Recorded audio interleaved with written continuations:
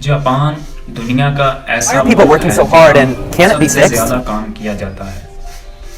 इनमें एक टर्म पाई जाती है करोशी, यानी काम की वजह से मौत। काम इतना ज़्यादा करते हैं कि काम की वजह से मौत हो सकती है। दुनिया का सबसे ज़्यादा जो ओवर टाइम महीने में 80 घंटे एक शख्स जापान में काम करता है, जिसकी उसको सैलरी भी नहीं मिलती, लेकिन वो शौक से काम करता है। जापान का एक फ़र्द सारी ज़िंदगी कंपनी की वफादारी में गुजार देता है। इसे सैलरी मैन के नाम से पुकारा जाता है। ये सैलरी मैन सिर्फ तनख्वाह नहीं लेता, बल्कि कंपनी के वफादार के तौर पर भी जाना जाता है। जापान पर जब एटम बम गिराया गया था, उसके बाद उन्होंने खुद को एक बहुत ही मजबूत कौम साबित किया। उन्होंने इतनी जल्दी रिकवरी की, 1950 के बाद वो दुनिया की दूसरी बड़ी इकोनॉमी बन गया। जापान में मज़दूरों को शर्म महसूस होती है जब वो बगैर, यानी वो जब छुट्टी करते हैं लेकिन उनको तनख्वाह दी जाती है, वो इसमें शर्म महसूस करते हैं। अब भी जापान दुनिया की 7वीं बड़ी इकोनॉमी है। करोशी से सैकड़ों लोग मरते हैं हर साल जापान में।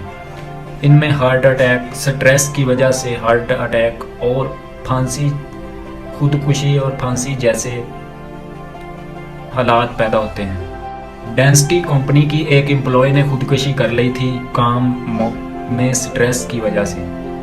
इसके बाद गवर्नमेंट ने इस पर एक्शन लिया और जापान में काम के घंटों को कम से कम करने की कोशिश की, लेकिन जापान के लोग बहुत ही मेहनती हैं। 3 बजे ही आपको सड़कों पे लोग चलते नजर आएंगे जिन्होंने बैग पहने होंगे।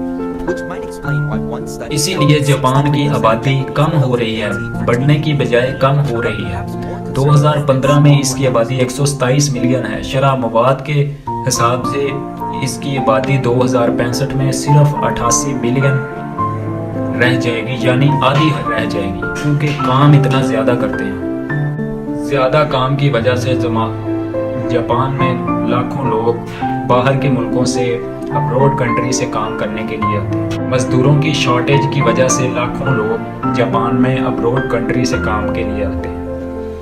हस्पतालों से फैक्ट्रियों तक मज़दूरों की ज़रूरत है, इसीलिए जापान ने रोबोट्स और मशीनों का इस्तेमाल बहुत ज़्यादा करते हैं। लेकिन टेक्नोलॉजी के आने के बावजूद भी इस मज़दूरों की शॉर्टेज को पूरा नहीं किया जाता।